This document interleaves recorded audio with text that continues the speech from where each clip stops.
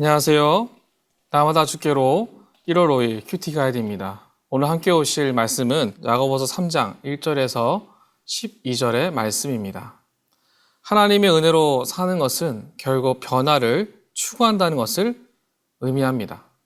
오늘 저희가 읽은 본문의 소제목이 혀를 제어하는 것은 변화된 마음을 나타낸다라고 합니다. 우리의 입술을 제어한다는 것이 분명하고 정확한 변화를 말하는데요. 그렇다면 우리가 어떠한 모습으로 변화된 마음과 모양을 나타낼 수 있을지 함께 말씀을 살펴봄으로써 은혜를 나누기 원합니다. 1번입니다. 선생이 되지 말아야 할 이유는 무엇입니까? 1절입니다.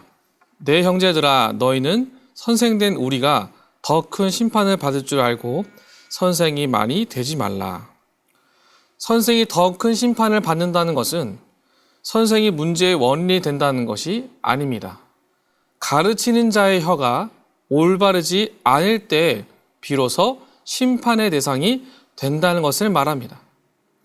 많은 것을 가르치고 전해야 할 선생이 자신의 혀에 입술에 책임을 지고 살아가야 하는데 그 책임을 지고 살아가지 않고 살아간다면 참된 것을 전달하기 어렵다라는 것이죠. 온전한 것을 전달하기 위해 우리의 입술을 적절하게 사용해야 한다는 것을 말합니다. 우리의 입술로부터 바른 것을 결정하고 주장하는 것이 정말 필요한 삶의 지혜다라는 것을 성경은 우리에게 이야기하고 있습니다. 2번입니다. 말을 절제하고 제어하는 것을 야고보는 어떻게 표현하고 있습니까? 3절을 보시면 우리가 말들의 입에 재갈 물리는 것은 우리에게 순종하게 하려고 그 온몸을 제어하는 것이라. 말과 입은 우리의 영적인 상태에 엄청난 영향을 줍니다. 이 작은 입이 몸 전체와 마음과 생각에 영향을 준다는 것을 재갈이라는 예시로 설명을 합니다. 달리는 말을 통제하기 위해선 말보다 더 큰 무기를 손에 쥐는 것이 아니라 작은 재갈, 방향을 정할 수 있는 그 작은 재갈만 있으면 충분하다라는 것이죠. 그만큼 우리 자신의 통제와 변화를 위해선 내 입술에 이 작은 것부터 변화되기를 시도하고 실천하여서 온전한 변화가 그렇게 이루어지기를 날마다 추구하고 사모하는 것, 그것이 우리에게 중요한 모습이다라는 겁니다. 우리의 작은 입술이 우리의 온 몸과 생각과 마음을 제어할 수 있다는 것, 그것을 우리가 기억하고 우리의 입술을 통제하고 참된 것으로 바르게 사용하는 것이 중요하다라는 것이죠. 3번입니다. 짐승과 생물들은 길들일 수 있지만 길들일 수 없는 이유는 무엇입니까? 8절입니다. 혀는 능히 길들일 사람이 없나니 쉬지 아니하는 악이요 죽이는 독이 가득한 것이라. 혀는 아무도 길들일 수 없다고 합니다. 사람들 중에 어느 누구도 혀를 길들일 수 없습니다. 우리의 혀가 길들여지지 않는 것은 우리의 연약한 인간적인 모습과 생각, 이 모든 것들이 우리의 혀를 제대로 붙잡고 있지 못하기 때문입니다.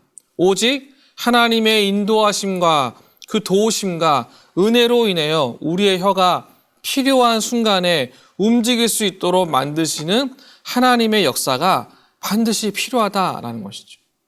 이처럼 우리는 한순간도 하나님의 역사 가운데 떠나서 살아갈 수가 없습니다. 혀 하나만 보아도 우리는 하나님의 주권 아래에 사는 자들입니다. 이것을 벗어나는 사람은 이 땅 위에 아무도 없을 것입니다. 그런데 이 주권이 내가 나를 지킬 수 있는 지혜를 갖도록 은혜의 길로 인도하신다라는 것이죠. 그래서 우리는 하나님의 주권을 내가 말하는 그 순간에도 인정하는 것, 그것이 우리에게 필요한 지혜이라는 것을 반드시 믿고 나아가셔야 합니다. 4번입니다. 선생이 많이 되지 말라는 경고와 함께 혀를 길들 수 없다는 교훈을 연관하여 묵상해 봅시다. 우리의 입술이 참 내 생각대로 움직이지 않는다는 것, 이걸 인정하고 하나님의 은혜를 더 간구하는 것, 더 겸손해지기로 결정하는 것, 내 말이 감정과 나의 화로 인해 쉽게 나아갈 수 있다는 것, 내가 먼저 인정하는 것이죠. 그것을 인정함으로 절제하고 인내하는 지혜를 하나님께 구하는 것, 그것이 우리 인생에 참 바른 것을 허락하시는 하나님의 은혜의 시작점이시고 우리의 성장이 그때부터 시작되어져 믿고 나아가는 것이 필요하다라는 것이죠. 사랑하는 성도 여러분, 우리 안에 이와 같은 은혜와 지혜가 반드시 필요할 줄로 믿습니다. 5번입니다. 나는 교회에서나 삶의 터전에서 선생이 되고자 하는 마음이 있는지 생각해 봅시다. 그리고 선생이 되고자 하는 마음이 순수한 의도인지 아니면 이득을 위해서인지 생각해 봅시다.